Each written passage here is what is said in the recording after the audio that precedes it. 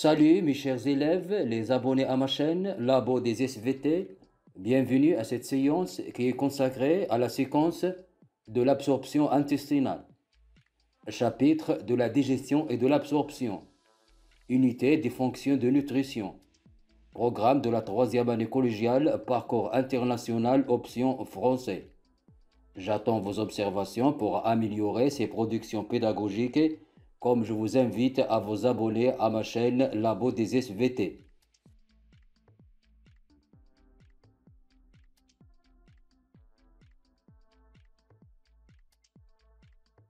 Mes chers élèves, durant la séance précédente, on a découvert que les aliments que nous consommons, en transitant dans le tube digestif, sont digérés, c'est-à-dire ils subissent des transformations mécaniques et chimiques qui simplifient les grandes molécules alimentaires comme les lipides, les protéines et l'amidon, et les transforment en petites molécules nommées nutriments, qui sont le glucose, les acides aminés, les acides gras, le glycérol, l'eau, les sels minéraux et les vitamines. Alors dans cette séance, on va découvrir quel est l'intérêt de la simplification moléculaire digestive et quel est l'essor des nutriments. Pour répondre à ces questions, on va réaliser les activités suivantes.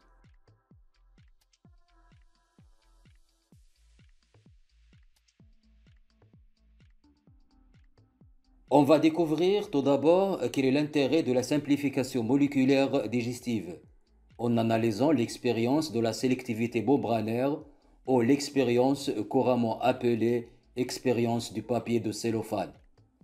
Dans cette expérience, on utilise du papier de cellophane, une suspension de l'amidon, une solution de glucose, l'eau iodée, la liqueur de Fehling, l'eau distillée, deux cristallisoires, deux tubes à essai, une pipette, un bec benzen. On verse de l'eau distillée dans les deux cristallisoires.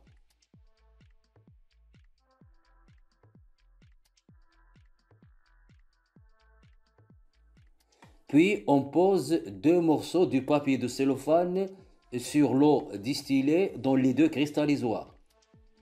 Et puis on verse la suspension de l'amidon sur le papier de cellophane dans le cristallisoire 1. Et on verse la solution du glucose sur le papier de cellophane dans le cristallisoire 2. De façon que le papier de cellophane sépare entre l'eau distillée et les deux solutions. Après quelques minutes, on met en évidence l'amidon dans l'eau distillée du cristallisoire numéro 1. On prend une quantité de cette eau, on la place dans un tube à essai, et puis on lui ajoute de l'eau iodée. On constate un résultat négatif, c'est-à-dire que les molécules de l'amidon n'ont pas traversé le papier de cellophane, du fait que les molécules de l'amidon sont très grandes ou bien sont des macromolécules. Et puis, on met en évidence le glucose dans l'eau distillée du cristallisoire numéro 2. On prend une quantité de cette eau avec la pipette. On place cette eau dans un tube à essai.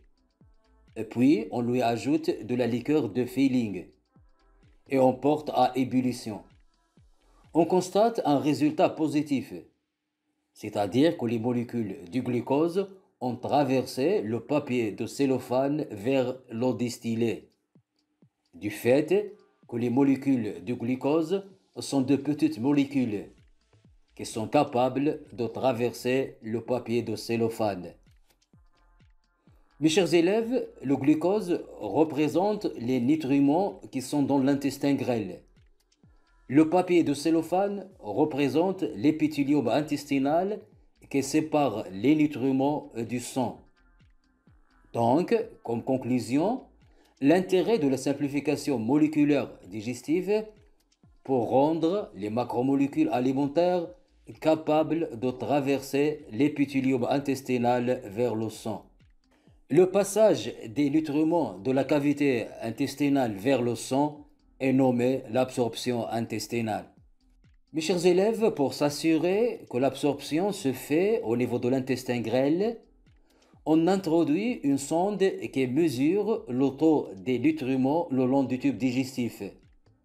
On a constaté que le taux des nutriments reste constant depuis la bouche jusqu'au début de l'intestin grêle. Puis on constate la diminution des glucides, puis des protéines, puis des lipides jusqu'à leur disparition complète de la cavité intestinale. Et lorsqu'on compare le sang qui arrive vers l'intestin grêle et le sang qui en sort, on constate que le sang qui sort de l'intestin grêle se charge des nutriments. Donc, dans l'intestin grêle, les nutriments passent de la cavité intestinale vers le sang. C'est l'absorption intestinale. Alors, quelles sont les structures intestinales au niveau de laquelle se réalise l'absorption intestinale?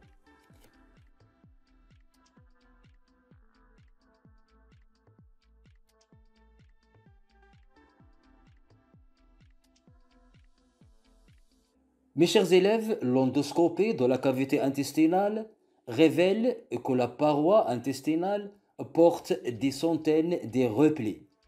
Et ces replis eux-mêmes portent des millions de micro-replis nommés villosités intestinales.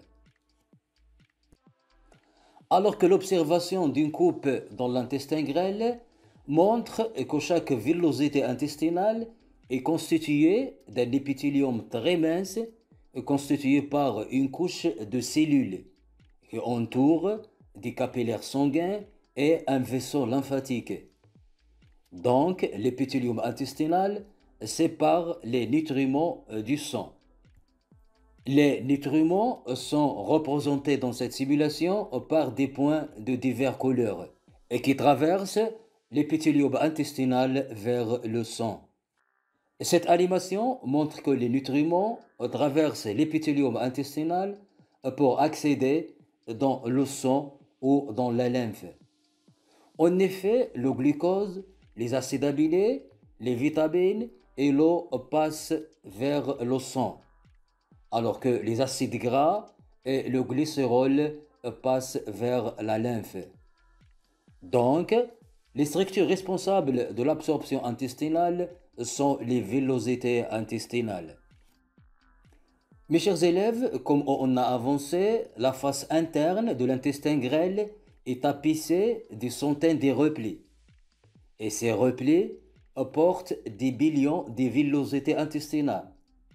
Et ces villosités intestinales portent eux-mêmes des millions de microvillosités. Alors, quel est l'intérêt de ces replis dans l'absorption?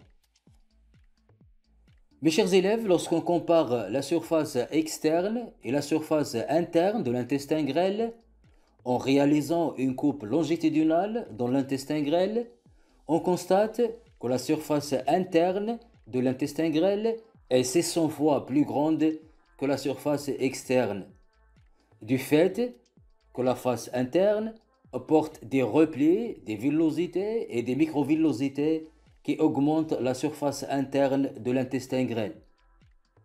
Et cela pour faciliter et accélérer l'absorption intestinale.